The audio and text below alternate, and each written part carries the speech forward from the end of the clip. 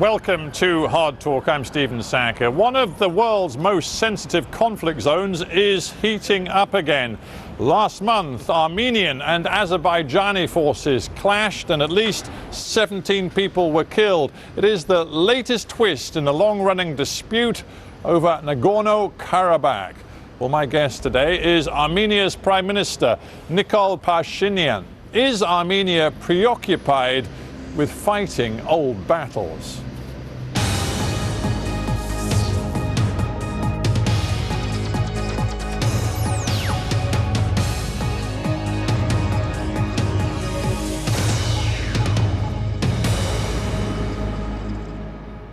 Prime Minister Nikol Pashinyan in Yerevan, welcome to Hard Talk. Thank you. Hi.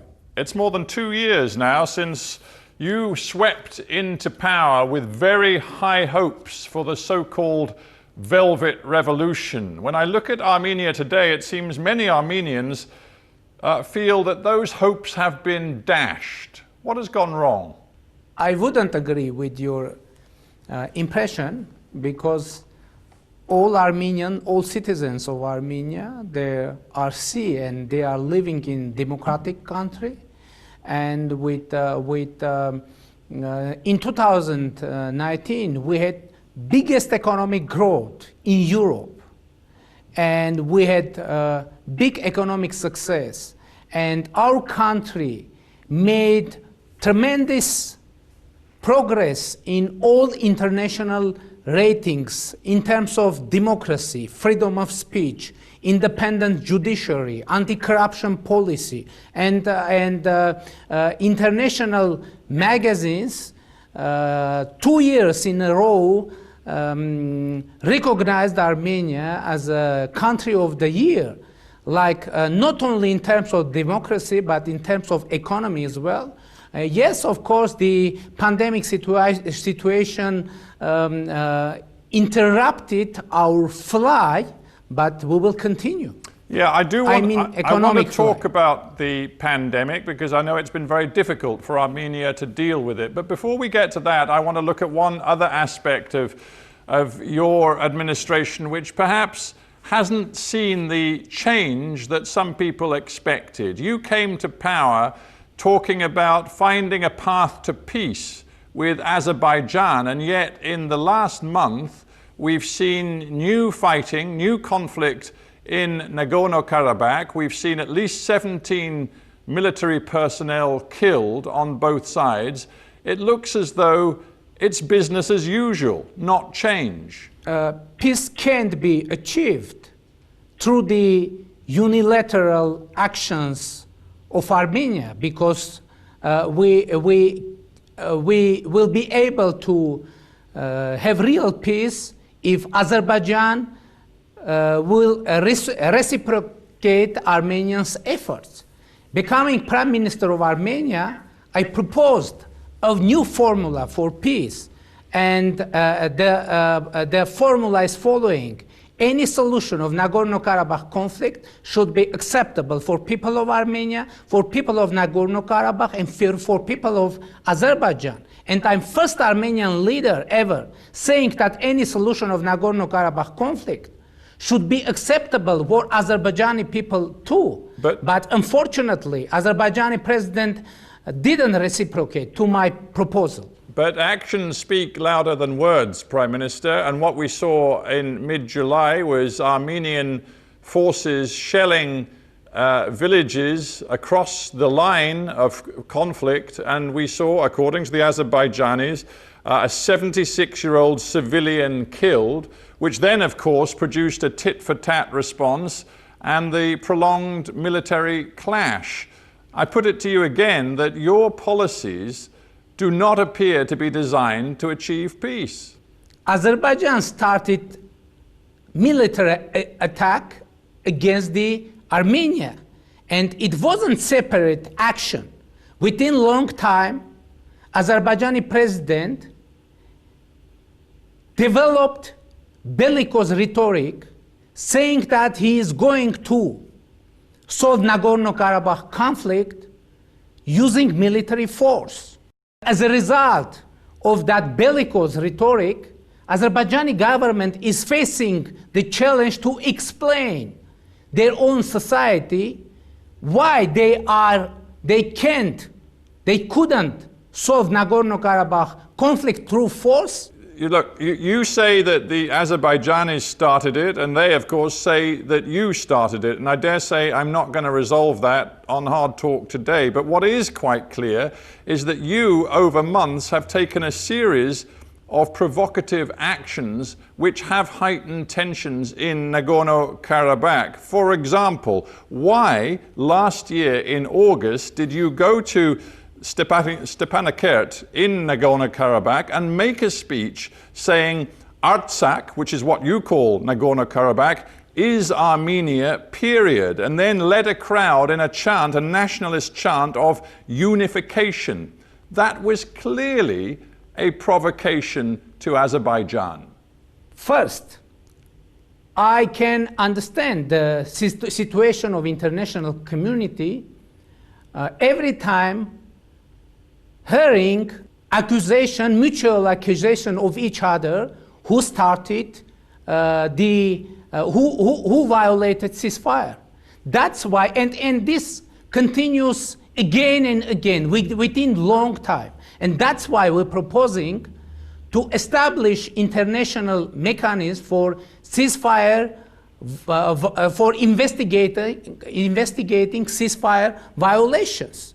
And this is valid proposal by Armenia. Second, why I said that Nagorno-Karabakh, Artsakh is Armenia. First of all, Nagorno-Karabakh for several thousand years is populated by indigenous Armenian people, and by the way, Artsakh name is aged for several thousand years. Yeah, Prime Minister, it's not. To be honest with you, it's not. We can't go through thousands of years of your history. What we can do is address the realities of today. The UN General Assembly, as you well know, hang on. The UN General Assembly has adopted a resolution which quite clearly, quote, demands the immediate, complete, unconditional withdrawal of all Armenian forces from the occupied territories of the Republic of Azerbaijan. Now that's from the UN General Assembly. Under international law, your forces are a force of occupation. You choose to go there and talk about that territory being yours. You clearly are not a peacemaker. The document of UN Security Council didn't mention Republic of Armenia or Armed Force of Republic of Armenia. There is written about of Nagorno-Karabakh Armenians self-defending forces. It's first. Second, you proposed to look at reality. Reality is that in the moment of the start of this conflict, 18% of population of Nagorno-Karabakh were Armenians. And Azerbaijan tried to clean this land from Armenian, and conflict started from this moment.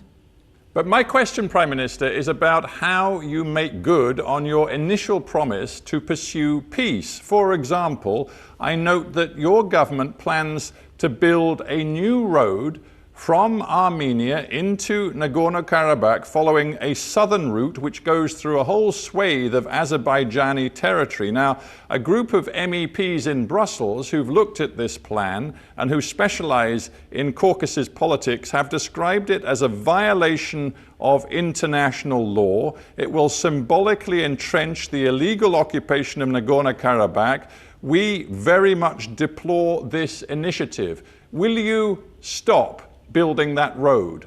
It isn't Armenian government to build any road in Nagorno-Karabakh. It's Nagorno-Karabakh government acting in the framework of interest of her own population.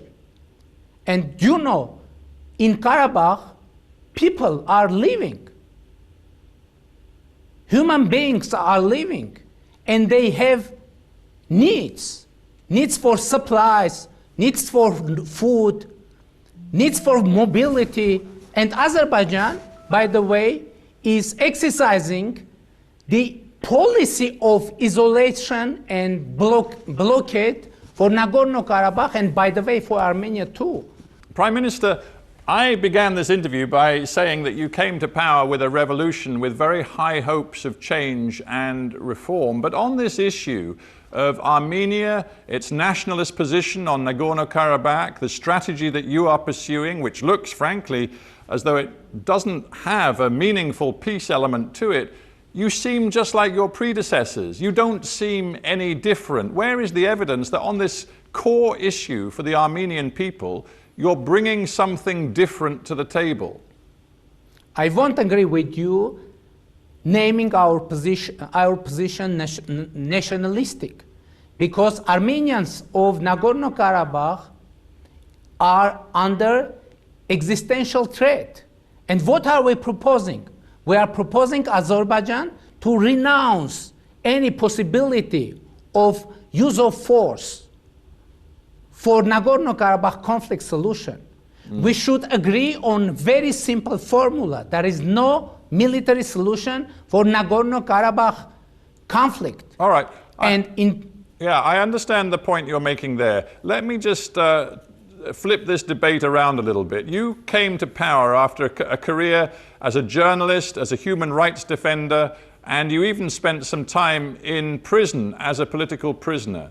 You care about human rights. So I wonder if to reach out to Azerbaijan and to indicate that you really are different from your predecessors, are you now prepared to say that in the past, particularly in the early 1990s and late 1980s, the Armenian forces committed some major human rights abuses, crimes of war, inside Nagorno-Karabakh? Many independent observers have catalogued those crimes. Are you now prepared to acknowledge them and say sorry for them? Any war is a chain of tragedies. That's why we're saying that let's refuse any possibility of using force for solution of Nagorno-Karabakh conflict. And any peace is compromise. And Armenia always was ready and is ready for compromise. But from the other side, I'm asking you a very specific question. In the spirit of truth and reconciliation, are you now prepared to say sorry for example, the European Court of Human Rights catalogue of violations of human rights on the part of the Armenian military? Will you say sorry? European Court has similar catalogue on Azerbaijani atrocities. But I'm not talking to the Azerbaijanis, I'm talking to you. Let me to answer your question, please. And we should mention the Sumgait events that happened in late 1980s, when Azerbaijani government and Azerbaijanis initiated pogroms against the Armenians of Sumgait city in Azerbaijan, in Azerbaijani capital. And this whole issue is an issue. I just wanted to know whether you're prepared to take responsibility and apologize for those abuses and crimes committed by Armenia's forces. It's quite simple, yes or no. It should be proved who exercised these atrocities, and I think Armenians of Nagorno-Karabakh and Azerbaijan are victims, and we can prove that anywhere, anytime. Clearly, you're not going to say sorry, and I just wonder whether you feel that right now it's helpful for you to raise the tensions in Nagorno-Karabakh with Azerbaijan to take some of the scrutiny and pressure off your government's handling of the COVID-19 pandemic. Because frankly, looking at the way your government has handled it, it hasn't been a success, has it? Indeed, it has been a real failure of your government. I think it is too early to have conclusion, because unfortunately, pandemic is an evolving situation all over the world. And we adopted a strategy how to fight pandemic in our country, and this strategy should have been, and it was and it is appropriate for our country. And let's make conclusion when globally the pandemic would be fight. But Prime Minister, your own people are drawing conclusions already. They see that your death rate from COVID-19 is approximately 6 times higher than neighboring Georgia, and indeed significantly higher than Azerbaijan's. If you look at the region as a whole, Armenia has suffered much more severe impacts from COVID-19, which suggests that your government failed to control it. We are in the process of overcoming this pandemic, and as I said, it is too early to make conclusions on that, because unfortunately, all over the world, the pandemic is continuing to grow. But Prime Minister, now Armenia is in the process of... People judge you on your specific actions. For example, in late May, you attended a dinner, which was actually to celebrate the inauguration of the self-styled president leader of Nagorno-Karabakh. It was a dinner where you were seen amongst many people socializing, not wearing a face mask, and only a few weeks later, in early and mid-June, your country was in the midst of a terrible crisis with more than 600 cases of COVID-19 per day, and you castigated your own people, saying people simply disobey the rules on face masks, but you've done it yourself. On that day, we were acting according to the regulations that existed, I mean legal regulation that existed in Nagorno-Karabakh. And so we are following after rules that is underway in our country or in Nagorno-Karabakh or elsewhere. Well, it didn't look like leadership. You know that your opponents in Yerevan are now saying, and I'm quoting the Republican Party, who have issued a statement saying, one does not fight the coronavirus like this Prime Minister, with live streams, selfie pictures and jumping around. You are, that is talking to you are the responsible one for a disgraceful situation, and you have made so many mistakes. You should resign. And Armenia is a democratic country, and opposition is free to express himself. And I'm very glad that now opposition in Armenia is acting much easily than before revolution. You talk of democracy in Armenia being strengthened under your administration, and I referred to your past as an independent journalist and a political prisoner. However, Human Rights Watch, in its report on your country in 2020, has concluded that investigations into past violence and excessive use of force by law enforcement remain very limited. Violence and discrimination based on sexual orientation and gender identity, discrimination against and segregation of people with disabilities. All of these things persist in Armenia today. Freedom House, renowned organization, announced in its report that Armenia made biggest 2 years progress in democracy, rule of law, human rights protection ever within the whole existence of that kind of report.